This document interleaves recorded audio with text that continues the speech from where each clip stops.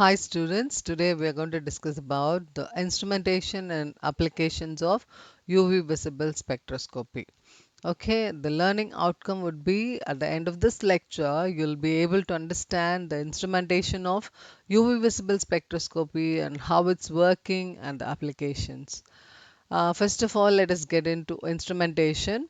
Uh, any spectrometer or any spectroscopy, it involves the five components like we have a radiation source, then we have monochromator, cell, detector, and the reader.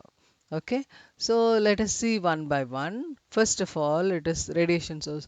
Most probably, these five components will be fixed for any spectroscopy, but the source and detector alone will vary depending upon what type it is. Okay, so first of all, for UV visible spectroscopy, the radiation source is either hydrogen or deuterium lamps. And the hydrogen and deuterium lamps are depicted in this picture. And second one is monochromator. Mono means single, so single wavelength we require. The source that is coming out of the lamp will have polychromatic, a different wavelength. So we need to filter what is the required wavelength we need to filter, for which we have something known as monochromata. Here we have entrance slit and exit slit. In between we might use either prism or grating. So this will filter and give us a single wavelength. See, a mixture of colors are coming, and we take it out only blue color. So this is monochromata. And the third one is cell.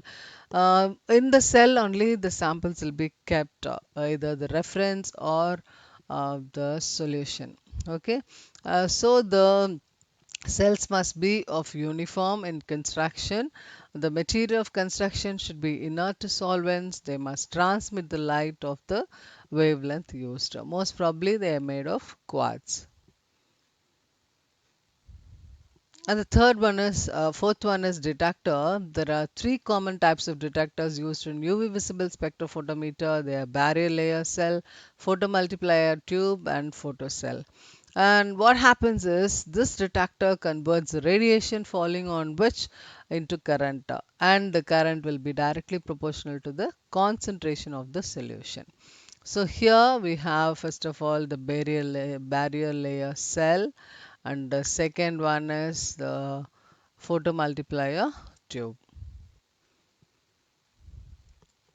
And the last component is recording system. So the signal from the detector is finally received by the recording system. The recording is done by the recorder pen, which will give us either in the form of a graph, or if at all we have a display unit, it can give in terms of measurement. So now let us see how the UV visible spectrophotometer works. The radiation from the source is allowed to pass through a monochromata unit, and the monochromata allows a narrow range of wavelength to pass through an exit slit. The beam of radiation coming out of the monochromata is split into two equal beams. This is UV visible spectrometer. So here one half will be made to pass through a sample, and another half will be made to pass through a reference. Most probably sample will be in the form of solution and reference will be an only solvent. See, the source from the uh, lamp, it is made to fall on monochromata, which filters and send only single wavelength, and this is halved so that it can fall both on sample as well as on reference. The sample will be the solution and the reference will be only solvent. Now what happens is the incident radiation will just like that transmit through the reference, so that this will give us the intensity of the incident radiation, and the sample will absorb part of light or part of radiation, and remaining will be transmitted.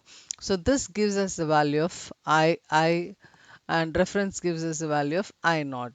And we know the Beer-Lambert's law and Lambert's law, with which we can calculate absorbance.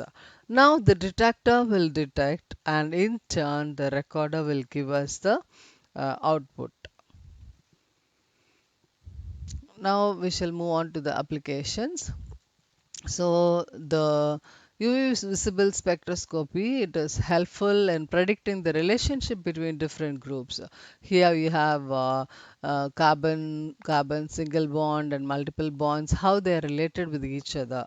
Carbon single bond with carbon, oxygen double bonds, how they are related with each other could be predicted. Secondly, we can also make use of it in qualitative analysis because UV absorption spectroscopy is used for characterizing and identification of aromatic compounds and conjugated olefins by comparing the UV absorption spectrum of sample with same of compounds available in our reference books. And thirdly, we can also detect the impurities. The bands due to impurities will be very intense, and the saturated compounds have little absorption band, and unsaturated compounds have strong absorption band. And making use of the mathematical relationship which we have from Beer's law, like A is equal to epsilon Cl, we can determine the concentration of unknown solution. Two different solutions will be taken. One is known, other one is unknown, for which the absorbance will be measured. So we'll have A is equal to epsilon Cx for known as well as for unknown, from which the unknown concentration can be determined. Fifthly, we can also determine the molecular weight. Molecular weight of a compound can be determined if it can be converted into a suitable derivative which can give an absorption band. Then we can also determine the dissociation constant of an acid and a base, based on which we can say whether an acid is a strong acid or a weak acid. And we can also study the tautomeric equilibrium, like keto and enol forms present in tautomeric equilibrium can be determined by measuring the strength of respective absorption bands using UV spectroscopy. And finally, we can also study the kinetics of chemical reactions. Say, for example, if you start from an alcohol which undergoes oxidation to give an aldehyde, the concentration of the reactant as well as the product could be determined, and we can predict how much percentage of the reaction has proceeded. Okay. And finally, the determination of calcium in blood serum. Calcium in the blood can be determined by converting the calcium in 1 ml of the serum as its oxalate and redissolving it in sulfuric acid and treating it with dioxyric sulfate solution. The absorption of the solution is measured at 315 nanometer. Thus, the amount of calcium in the blood serum can be calculated. So, to conclude, we discuss about the components and the instrumentation of UV visible spectroscopy and how it's working, and finally, some of the applications of UV visible spectroscopy. Thank you.